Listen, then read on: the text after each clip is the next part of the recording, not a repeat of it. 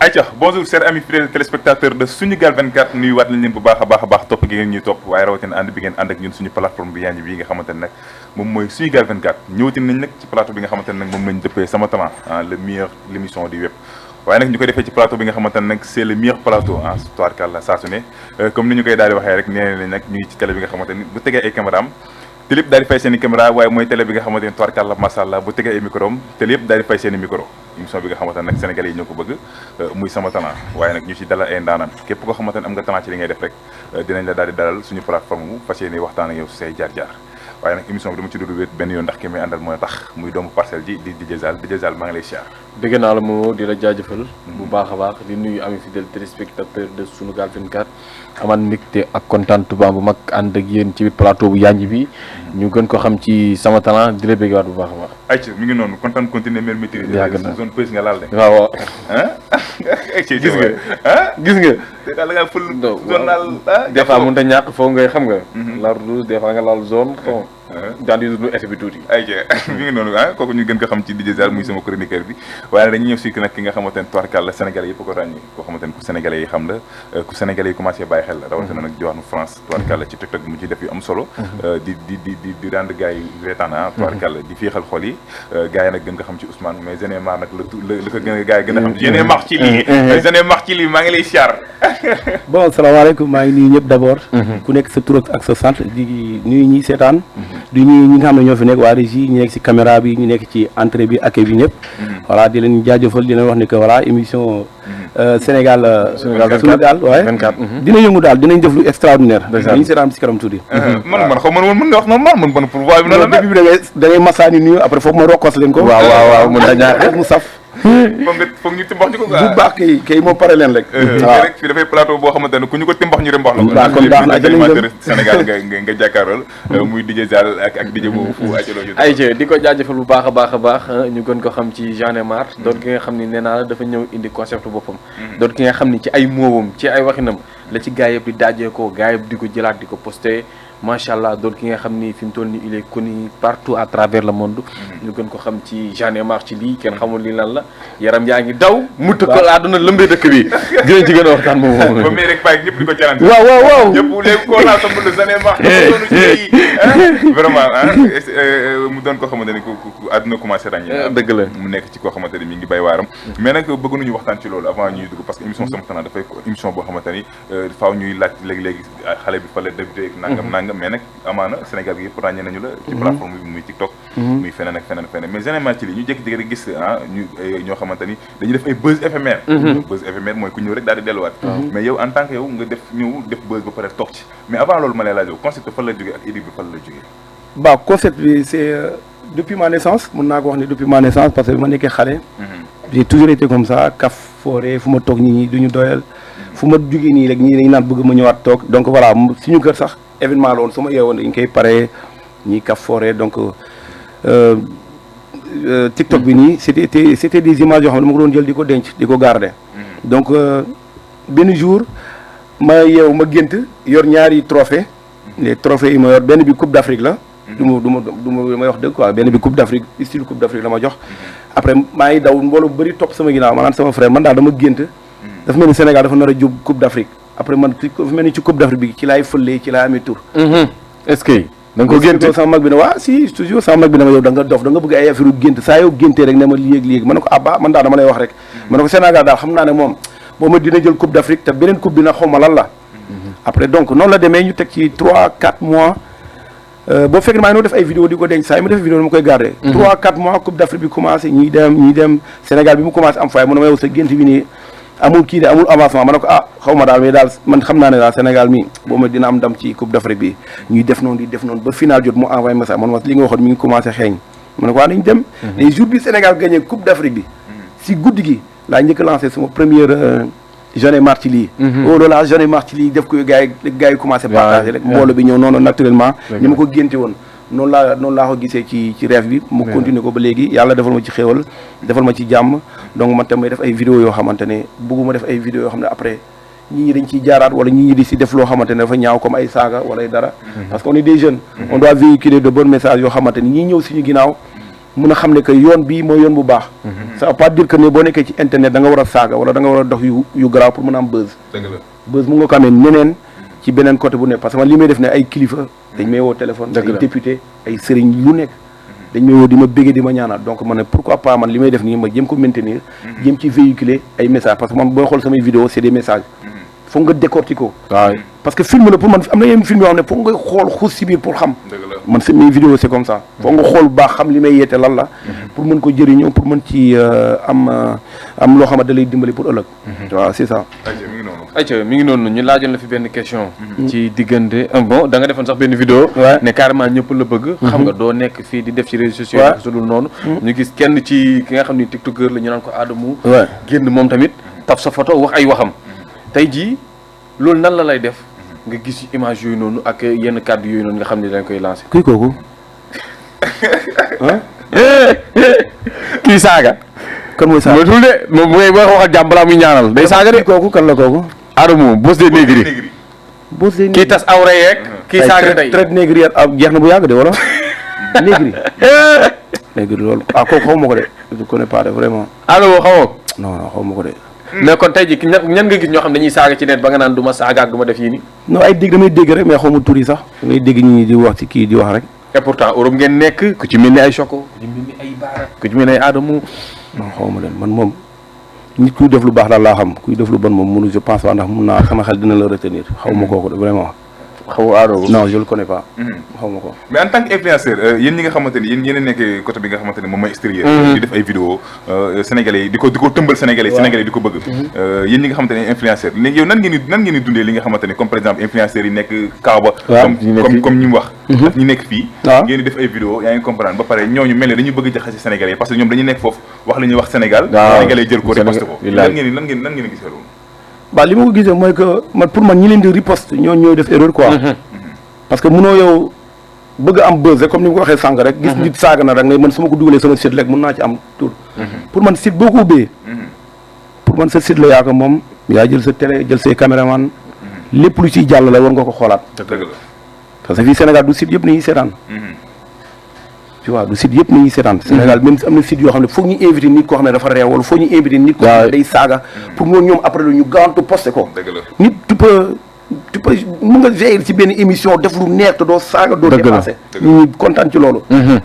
mais man loolu moom xalaatuma def lenn lu ñaaw parce que dañ ma yar ci yoon boo xamante ne yoonu respect boo xam ne dañuy respecté nit day jox nit cër looloo nekk ci man ba léegi xale laa mais xelu mag moo nekk sama bopp toutes mes vidéos dara moo wax ci dara mun naa xam nuunara dëgg la comme par exemple waaw nuunara xam nga ñun dañ koy jëlee loolu am na ñoo xam dañ ciy kaf di ree mun naa jege wax ba sa au delà journée ma tey laay tëj suñu naa xaq ko doo ma am de est-ce que nit ñi ñu bëri nañ ci mer duñ ci mer non dañ ci parce que la façon dont tu parles mooy loolu parce que ñu bëri dañuy foog dañuy wax naan dañuy foog ne man damay saaga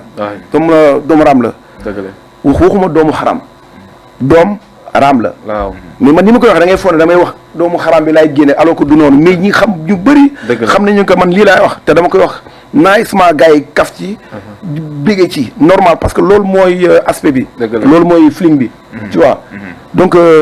mi ngi noonu daal site yi daal moom pour man lépp looy invité koo xamante daal dina la jëriñ invité koo xamante ne dina def buzz si sa plateau te du am benn loo xamante ne lu incorrect la mais léeg-léeg nga dégg nañu wax nga wax ay mots yu vulgaire comme nga mel naan ay xamu xóor xamu sañu ma ko wax ci plateau bi waaw mais awraag mais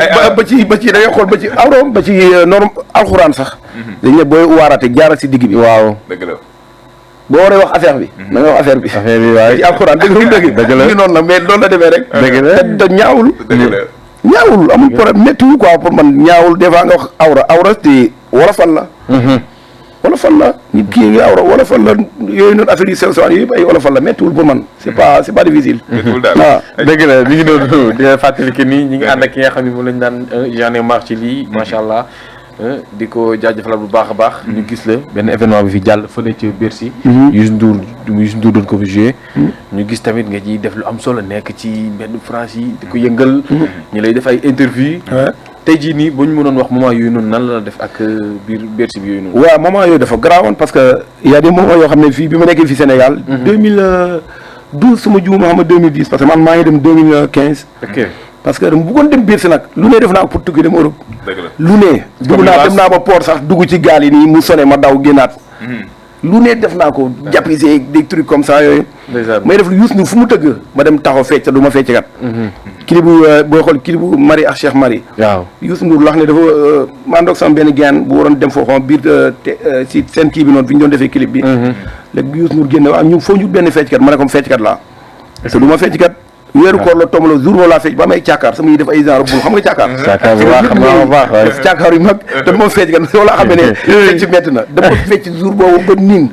barke alxuraan ñu fay ma 75000 ma jël 75000 yooyu denc parce que boobu maa ngi doon bunt pour jéem ko rapprocher pour xool nu ma tuggee Europe. parce que ba man sama mère rek ñoo dëkkoon ñu nekkoon situation dafa difficile nga nekk jeune boo xam yaay bëgg a teral sa yaay di ko jàppale. ma doon def lu nekk des fois ma am ay concours fecc boo amee ma dem fecc te du ma fecc kat. di gagné ay xaaj di ñëw di ko jox mère 4 heures du matin pour mu xëy togg aññi wala des trucs comme ça ma nekkoon jeune boo xamante ne dama bëggoon toujours sama mère siggi quoi ci lu bëri. donc ñuy def noonu di def noonu ba benn Bercy Sorano ma déguisé wu Zulu te kenn xamul ndax ma def lu tout ba dugg. déguisé wu Zulu yeeg yooyu. léegi dernier son Youssou Ndour Marie ak Cheikh Marie rek léegi ma daw dugg ak sama kii bi ñëw déet Youssou Ndour tiit ba arrière sécurité yi ñëw taxaw bu ñëw nañ foog dama ñëw pour rey Youssou Ndour wala dara la après médier fay moom ma expliqué yooyu yëpp moom tamit mu boole maag moom moo ma boole Youssou Ndour ma maam kii ak moom ok lien bi nii léegi mais sama tukki nag jaarewul foofu waaw mu jaaree feneen Bercy nag fekk ma war a tombé ak gendarmerie bi nii ñoom ñu contacté ma waroon jugé première partie waaw jox ma avance bu duun sax macha allah waaw def ci ay kii defal ay publicité yi ñu doon def yëpp ñu jox may affaire yoo xam ne macha allah man dama j'étais tellement étonné affaire bi jaaxal ma léegi ma waroon jugé première partie dernier moment que ñoom amuñu temps après ci Bercy bi dañoon def poussaat chaîne bi parce que nit ñi dañoo bëri woon quoi loolu moo taxoon ñu annulé suma première partie ci biir Bercy bi ok waaw macha allah voilà am na solo lool saa su nekk rek ñu ngi leen di fàttali ba léegi ñu ngi Zanemar mais nag dafa am si loo xamante ni dafa ñu waxtaane ko parce que dafay am ay buzz éphémère comme sànq ni mu ko waxee rek su mel ni Ndayro dafay jaar jàll ñu gis ko fi mel ni Samba léegi kenn déggatu ko Samba Ka waaw mooy borom rang-rangi gars yi moom daanaka instant yi moom xar taw tim jeex na rek fàtte ko ñu mel ni ku ci mel ni Bouba Dumbaan Sénégal tamit gars yi ñuy def baaxul de léegi genre buzz éphémère yooyu noonu yow nan ngay maintien ak ba nga xamante ni yow doo bokk ci genre buzz éphémère yooyu noonu bon loolu tamit foo nga am mentalité foo nga am xel mënoo tëb rek àdduna rek jug ci dugg ci dara te defaloo sa bopp dëgg la Sénégal moo mel noonu waaw boo bëree ñu daan sa kaw boo bëree ñu daan sa kaw que peut-être que tamit suñu borom mooy def bayri ci nit ba lépp loo def rek du fay wala tëb xëy na boo jaaree ci lu metti jaar ci famille bu metti dundoo lu metti ak say waajur bëggoon nga tekki ci waa di def lu ne donc bu leen fi fekku xëy na suñu borom moo taal loolu ci man que ba tey may véhiculer loolu te lii Zanemar bi nii lii du dara de am naa gën a bu gën a bon Zanemar bu wax loolu gën a feebar nga ni ma lii Zanemar temps la rek parce que ma lépp lu may def day am temps samay calculaire maay sama propre mélangeur maay defar sama bopp lépp de A à Z ok je fais de la musique man Paris ma ne ko damay def musique damay jouer ci ay soirée damay jouer ay concert damay def lépp j'ai sorti mon album sama propre xaalis Paris damay liggéey ba wàcc sama liggéey ba wàcc dem def marchand ambulant biir Paris di wër di jaay dugg ci salon yi di jaay ay parfum ay diw lu ne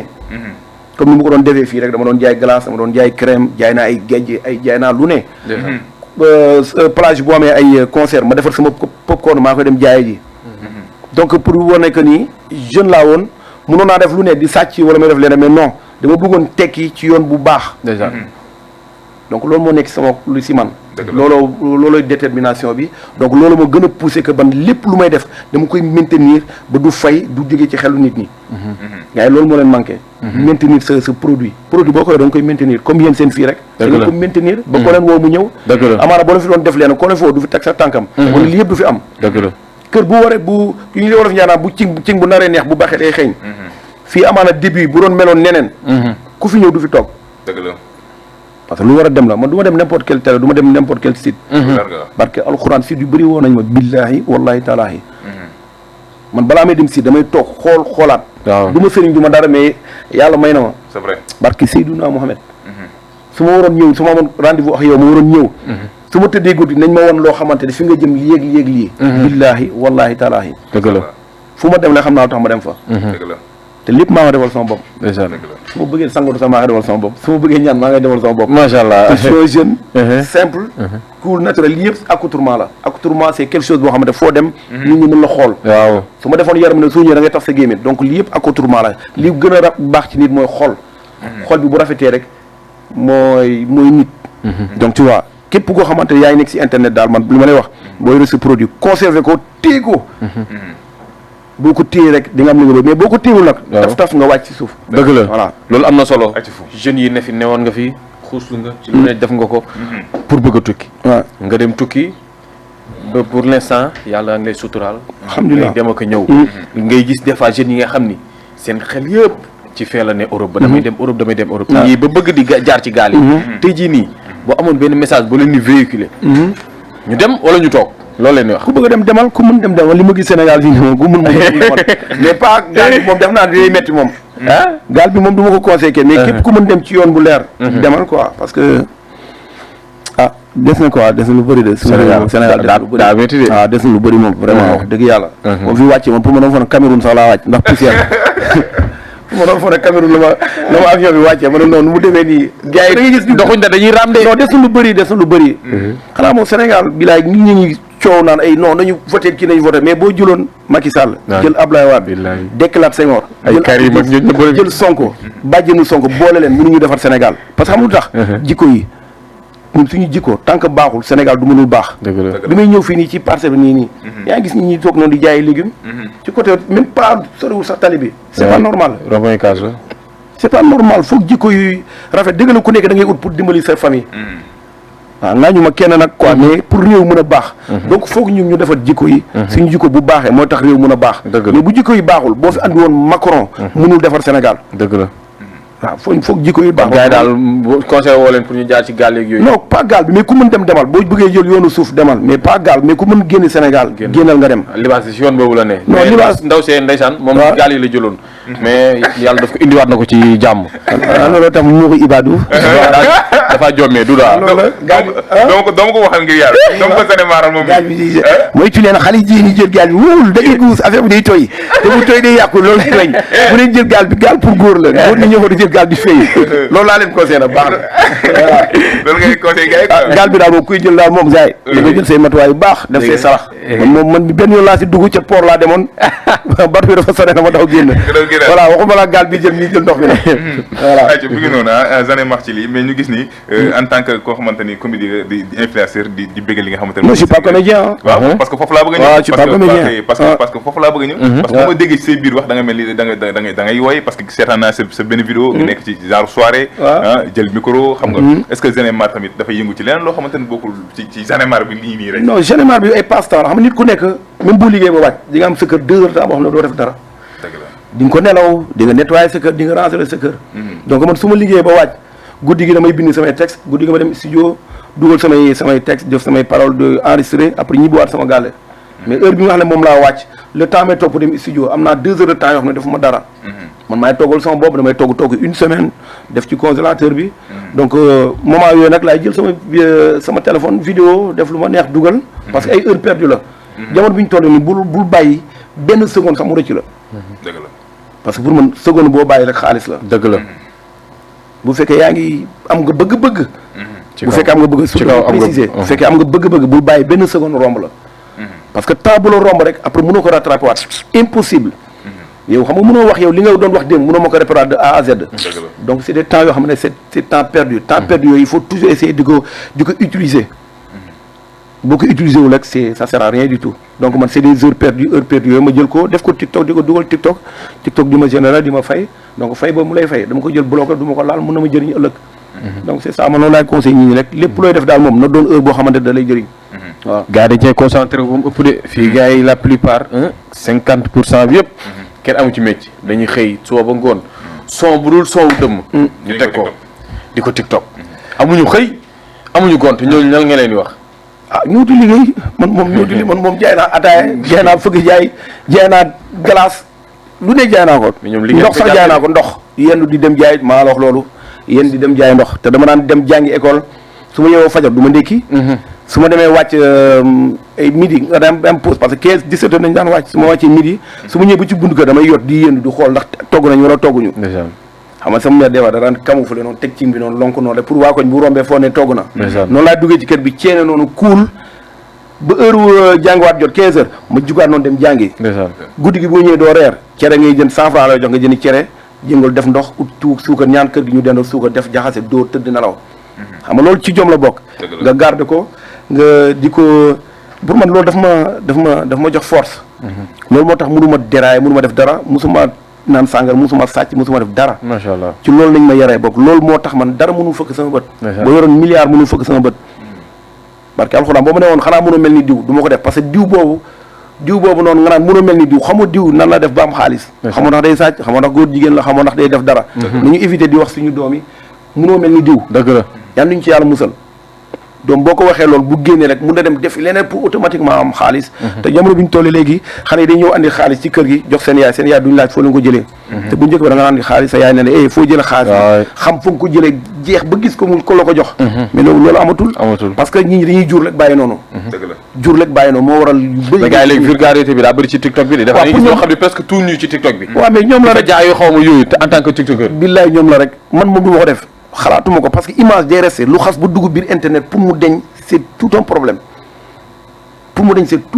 parce que boo ko dugalee am na keneen ko capturé kooku bu capturé da koy pare keneen capturé ça va faire des millions de personnes yoo xam ne am nañ ko donc lépp looy def rek ànd seeg sa xel ànd seeg sa mentalité man lépp lu may dugal ma koy dégluwaat ko door ko dugal moo tax man maay sama ménageur bopp du ma jox kenn parce que des fois mu ngay dugal da du ne non bu ko dugal fekk kooku li mu lay tere mooy sa buntu comme man ay jamono damaa nag génn dem almadi di jaay suñu wàkk na ma doo bàyyi li ngay génn da nga bëgg a wër génn boobu damay génn moo yàlla moo ma wanale foofu nit kooku ma taseel foofu noonu moom kooku moom ma yóbbu Europe kon su ma doon déglu suñu waa kër kon tey du ma dugg biir kaam ak alxuraan donc c'est ça la vie macha allah ayca mi ngi noonu mais nag ñu ñëw ci li nga xamante ne mooy TikTok ndax TikTok boo ci nekkee artiste foo jaar jot ay critiques yi non man musuma jot critique non musuma jot lépp positif la lépp positif daal lépp musuma jot critique musuma jot benn jour daal la ma waaye mos a saaga ma envoyé ko message ma ko jàmbaar na nga def waaye déet bul saaga waaye man te xam rek expliqué ko kooku ba léegi sama xarit la te am sama numéro di wax man normal nice parce que xamul woon benn yoon boolu laa mos a am critique ba sànq ba tey musuma am critique macha allah je touche du bois musuma am critique macha allah laalal ñu benn avant ñuy dugg divertissement ci émission sama talent Saliou ak Momo j'en ai marre waaw moom day j'en ai marre ci loolu maa ngi nii si émission bi tey laay toj si nu naa xax ko bés ko mu ni ko jàmb ko ba mu nooy sànni leen ko dina ko wiccax directeur bi moo xool naa moom dina tàll sama nu mu tudd top j'en ai marre ci yow tamit non j'en ai marre ci loolu mais nag du ma dara lu mu ko wax parce que maa tooñ tey maa def erreur def naa erreur bu bëri nga xam naa dina ma baal après moom te dina ma bés mu ni ne ma damp ma dafa ma baax pour mu bàyyi ma def si yoon di nuyu ñi nga xamante ñoo nekk ci plateau bi ñu ngi essayé dañ ko wax kos bés ko mariné ko dafa ba mu neex sànni leen ko ngeen tasaare ko j'en ai marre ci loolu saa su nekk ñuy genre mais nag émission sama talent la ñu dajaloon ki nga daloon ki nga xamante ne tubaarkàlla ku sénégalais yi ràññee ci TikTok bi muy plateforme bi mu nekk ak yeneen TikTok moom nag mi ngi waaj ak yeneen rek mais nag dañuy dem ci li nga xamante ne mooy moment de divertissement waaw ñu dem moment de divertissement ànd ci ki nga xamante ne moom mooy DJ Zala moment de divertissement divertissement waaw lay bàyyi nga waxtaan ak sa rek waaw mi ngi noonu j'en ai marre ci li tey moom lañ dalaloon suñu biir plateau doon ki nga xam ni macha allah il est connu partout à travers le monde ñu koy jaajëfalaat bu baax a baax tey jii nii diggante France ak Sénégal ba mu la laajoon question réponse la waaw France ak Sénégal ba mu la ci gënoon France 100 fois France maa la wax loolu Sénégal daa métti boo bëggee boo feebaree da ngay foofu Sénégal ñu naan Sénégal France da ngay feebar wóob ça peut même pas 5 minutes mu taxaw sa buntu kër yóbbu la faj la ba nga wér andi la sa kër nga toog un mois et demi ñu jor la yónnee sa facture dëgg la Sénégal amul loolu da ngay feebar ñu yóbbu la benn hôpital ñu ne non dama yóbbul Abass Ndao nga jógee Abass Ndao demal central nga jógee central ñu ne demal ci ndey digg nga jógee ndey digg ñu ne tey ñoo dem si Samba Diak pas sëriñ bi ci koñ bi balaa ngay gis seen dee nga ñu yeewu àllaaxira ne maam yàlla lu may di fi maam lan lay yàlla nee la wala man yaar waaye yow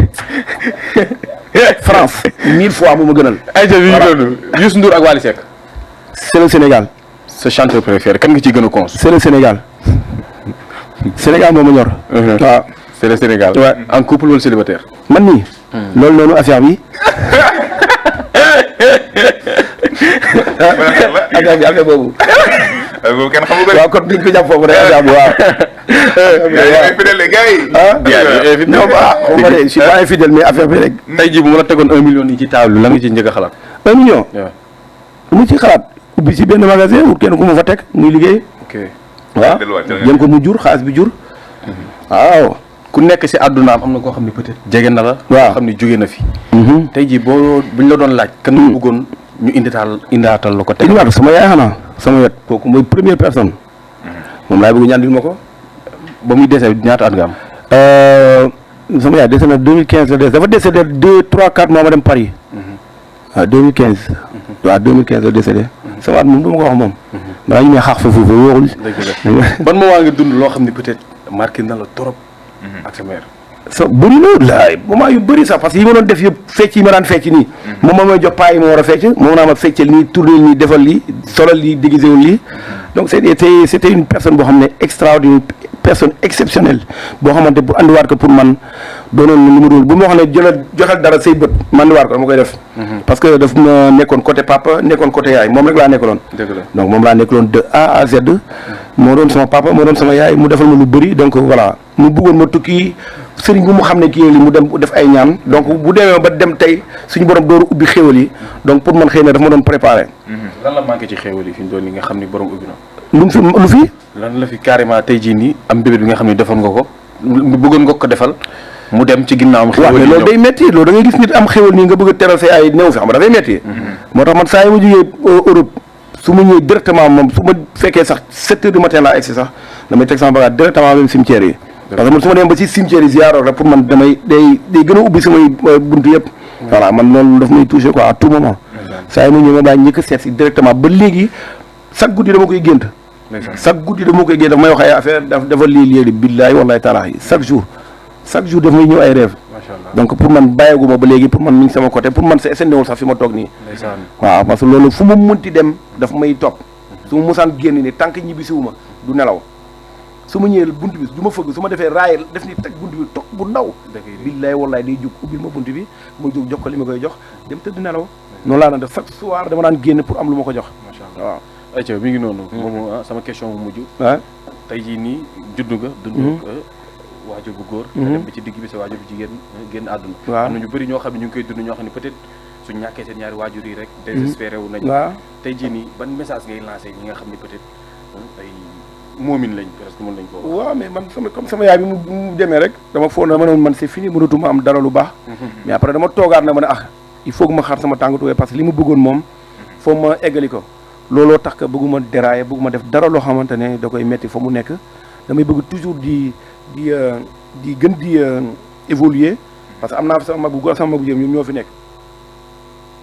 jéem a def lu tout ñafe pour ñoom jàppale leen dimbali leen pour que ñu bañ a am dara lu leen metti parce que sama mag bu jigéen mooy sama yaay sama mag bu góor mooy sama papa loolu laa def su may gën ma naan mère maa ngi dem sama mag bu góor su may gën ma ne ko père maa ngi dem donc ñooy samay waajur ñoom ñaar donc damay jéem a def lu tout ba jéem leen jàppale sama yaay ni mu toogee woon xëy na suñu borom man la jox xéwal bi donc dama si jàpp bu baax a baax pour ñoom tamit du ñu am dara lu leen metti chaque instant bu ñu dañuy jékki rek toog di jooy duñ ko tey sax parce que dañuy manqué parce que suñ waaye sama yaay dafa nekkoon nit ku doy waar nit ku yéeme billaay wallahi taala nit ku am xam-xam day toog ñuy jékki di la wax naa la defal lii saraxel yi defal lii xëy na man tam loolu ci moom laa ko doonee dafa am xam-xam bu extraordinaire sax mu yoon yaay bu doy waar donc di conseil jeunes yi rek képp koo xam ne sa waajur dem na daal xamal li sa waajur bëggoon nga koy def tey moytu lépp loo xam ne day nuire sa santé moytu lépp loo xam ne da lay yàqal pour parce que ñoom lépp lu bon loo def rek